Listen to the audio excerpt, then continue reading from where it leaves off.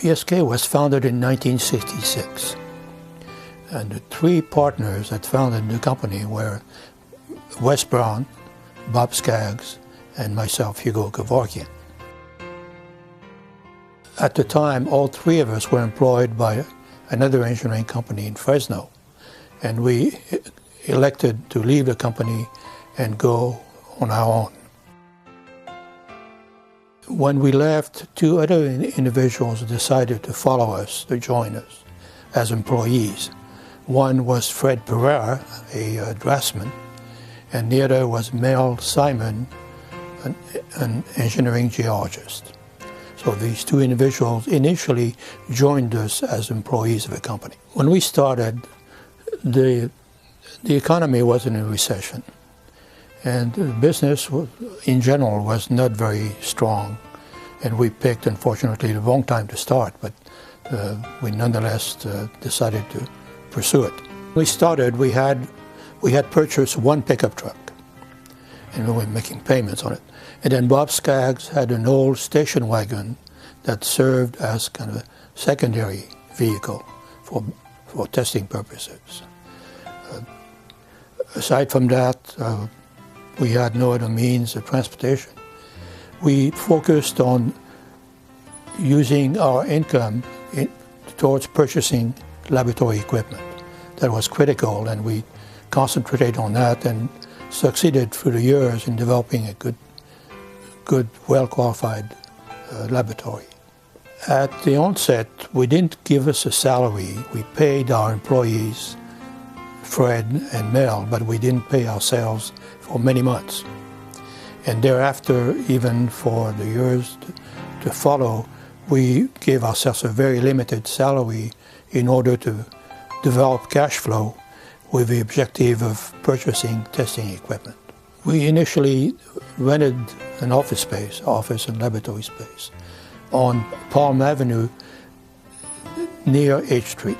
It was a facility that had been occupied by a local building contractor, and the facilities were very accommodating for our purpose. A few months after our start, two additional employees came on board. One was Anise Foote, who came in as a secretary, clerical type of person, and very quickly took charge of the front office. And then we had one other employee, a technician, that came along. Well, for our group, considering the small nucleus of individuals, we were all laboratory technicians, field technicians, engineers, accountants, and clerical personnel. We served all functions as needed. The most immediate vision was to make payroll at the end of the week. For the long term, we felt that at a minimum we would have to develop a capability in size and number at least equivalent to local competition if we were going to be able to compete with them. And therefore that spelled out technician staff of at least 20 or 30 people. We had plenty of engineers, but we needed technicians, laboratory and field technicians, and a fully developed laboratory. The struggles were mainly cash flow. We had to, as I said earlier, we had to divert all our income towards purchase of equipment and transportation. We also had competition to contend with, and consequently we had a limited number of clients. And fortunately, we acquired a couple projects of size which gave us considerable leeway towards the time and expenses that we needed. Certainly the volume of business then was substantially smaller than it is today. And the type of services that were needed at the time were much more limited than the spectrum of services that we currently provide. And we were, in those days, pretty much focusing on soils testing, soils engineering and materials testing in the laboratory. So there was a strong component of testing and a lesser component of engineering. The engineering practice in Fresno was not nearly as sophisticated as it is today, and consequently the need for soils testing and geotechnical engineering wasn't as well identified then as it is today. So there has been an evolution in that sense. Development of a chem lab really didn't take place until the 70s, early 70s. This is when we really expanded the laboratory facilities and became an entity to compete with. We hired a particular individual. His name was Tom Wallstrom.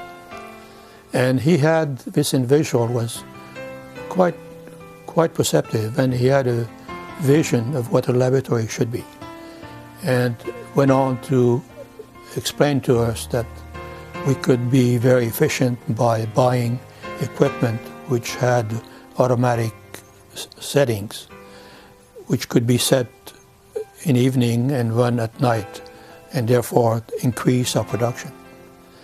And we subscribed to that idea and went on and purchased considerable amount of equipment and developed our laboratory. From that point on, our chemical laboratory was really successful. Originally, we didn't have a drill rig, and we had to contract out to the drilling business. And the local companies who provided drilling didn't really have the type of drill rig that would be compatible with our type of services. So we were resorting to drilling systems that were not really favorable to our testing. And also the cost of those services were pretty high. So we elected at some point in time to buy a drill rig that was designed for engineering exploration. That was out of necessity, simply because it wasn't available locally, and we could not afford to pay the mobilization cost of drill rigs coming from the Bay Area. The services that we provided was a progression based on the needs of a business. And the progressions were largely along environmental engineering, which was beginning to have a strong presence in the area, and also a greater sophistication in geotechnical engineering. And those two areas had plenty of challenges, and we stayed pretty much, we focused largely on those in addition to laboratory testing. The main objective in opening up new offices was to serve one particular client, and this was, well, there were two at the time, AT&T and PT&T. Both these telephone companies were using our services for a number of projects. And these projects, the location of those projects was all over California practically, but we certainly had many projects in Bakersfield, Visalia, and then later Pleasanton and the Bay Area. So consequently, to better serve our clients, we felt that since we had to be in those localities, it would pay to open a small office and laboratory and have a permanent presence in those areas. And therefore that brought the formation of a Visalia office, the Bakersfield office, and a Pleasanton office. The most rewarding experience is the growth that BSK has experienced. We started at point zero, and we are now a major company in the field of geotechnical engineering. There is a need to focus on company growth and make it sustained, not extraordinarily large, but make it sustained and accommodating to employees. The success of a company such as BSK really doesn't fall on how good of laboratory facility it has, but rather how good of employees it has.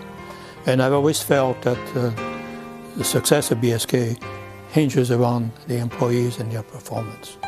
and attach great value on people who are ready to serve and had the capacity to provide a service.